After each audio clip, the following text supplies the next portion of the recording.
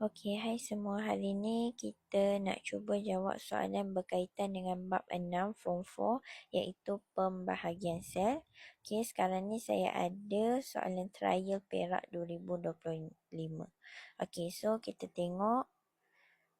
Okey, Rajah 7.1 menunjukkan beberapa peringkat dalam satu pembahagian sel. Okey, soalan pertama diminta kita nyatakan jenis pembahagian sel. Okey. So, pembahagian sel ni dalam bio kita ada dua. Yang pertama sekali adalah mitosis, yang kedua adalah meiosis. Kalau tengok pada Rajah 7.1 ni, kita tengok dia dah bagi hint kat kita iaitu profasa 1. So, ada nombor Roman iaitu 1 tu. Kalau ada nombor Roman ni, directly refer kepada meiosis sebab meiosis ada meiosis 1 dan meiosis 2. Jadi, jenis pembahagian sel yang dalam Rajah 7.1 ni adalah kita panggil sebagai meiosis. Okey. So, seterusnya diminta kita terangkan kenapa kita kata dia meiosis. Okey, untuk penerangan ni tak sesuai kalau kita bagi jawapan yang macam saya bagi tahu tadi. Okey, sebab itu setakat untuk kita yang panduan untuk kita jawab soalan. Okey, untuk penerangan ni kena based on fakta yang betul yang ada dalam buku teks. Okey, yang fakta yang berkaitan dengan proses dia, perbezaan dari segi proses dia. Kenapa kita kata dia meiosis bukan mitosis? So, terangkan ni kita kena bagi tahu apa yang menjadikan dia ni meiosis, apa yang membezakan dia ni, yang mana dia ni meiosis bukan mitosis. Okey. Salah satu jawapan dia adalah sebab kehadiran kromosom homolog. Kromosom homolog tu apa? Okey, kromosom homolog tu adalah kromosom yang ada pasangan. Okey, pasangan tu bukan macam kromatik kembar.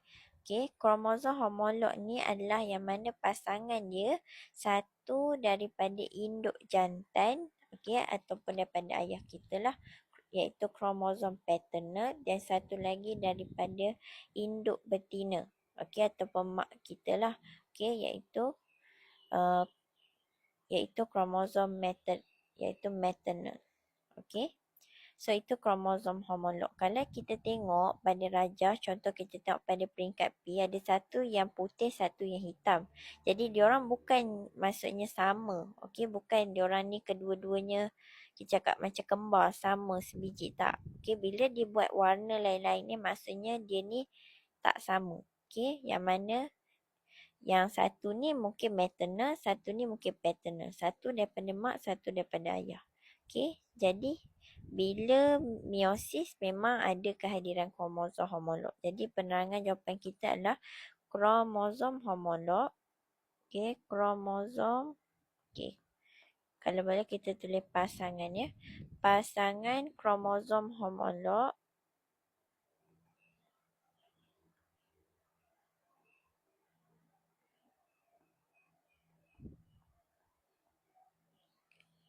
hadir. Okey. Tapi jangan tulis hadir je, mentionkan pada peringkat mana, okey? So, kalau boleh kita cakap, kalau saya ambil sebagai jawapan pada peringkat P. Pasangan kromosom homolog hadir pada peringkat P.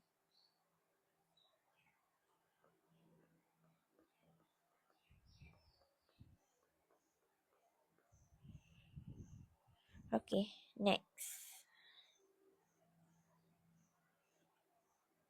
Nyatakan satu perlakuan kromosom pada profasa 1.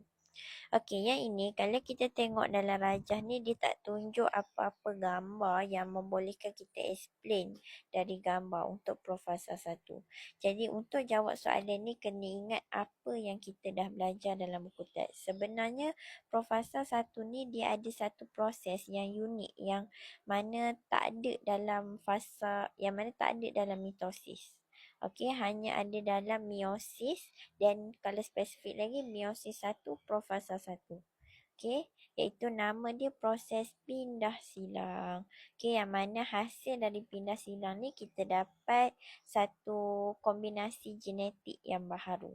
Okey, jadi kita boleh nyatakanlah proses ini sebagai jawapan untuk soalan ini. Jadi satu perlakuan kromosom kita boleh kata berlaku proses pindah silang.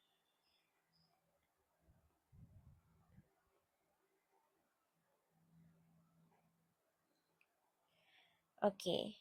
So berlaku proses pindah silang pada kiasma.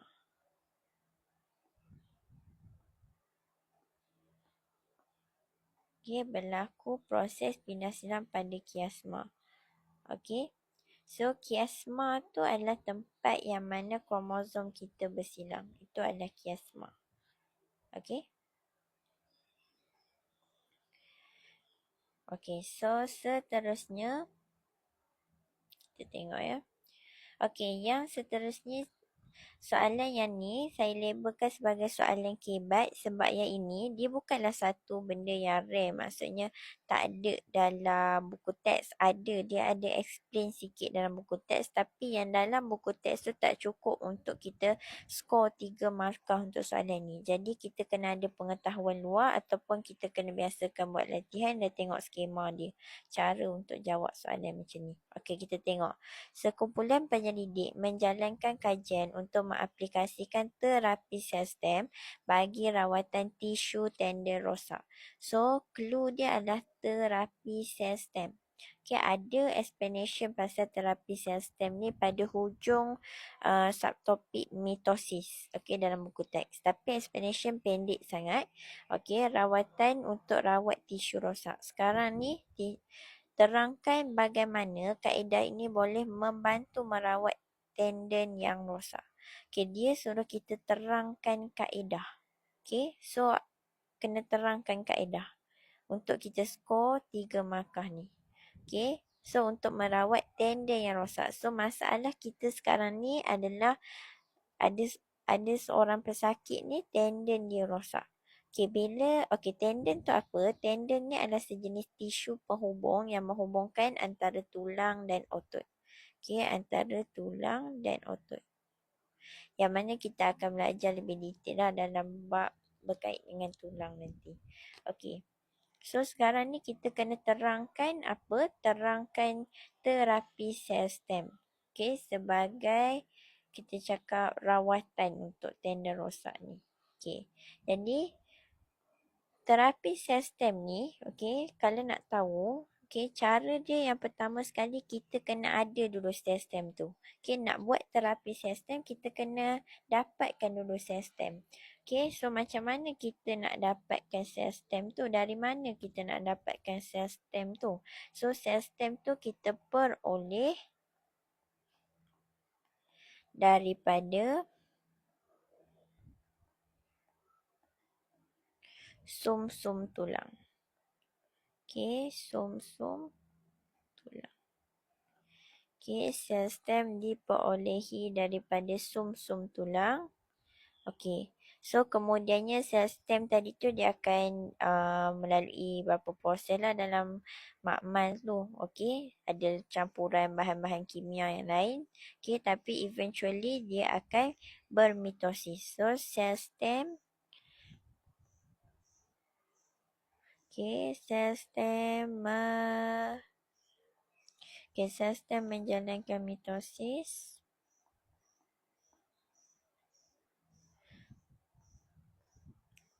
Okey, mitosis. Kalau kita kata mitosis mesti melibatkan sel tu membahagi, jadi hasilnya kita dapat sel yang baru. Tapi sel yang baru tu kita kena spesifik. Sekarang ni tendon rosak. Jadi kita akan dapat tisu tendon lah.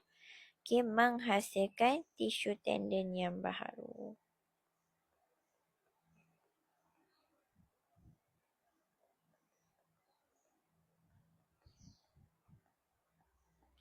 Okey, menghasilkan tisu tendon baru.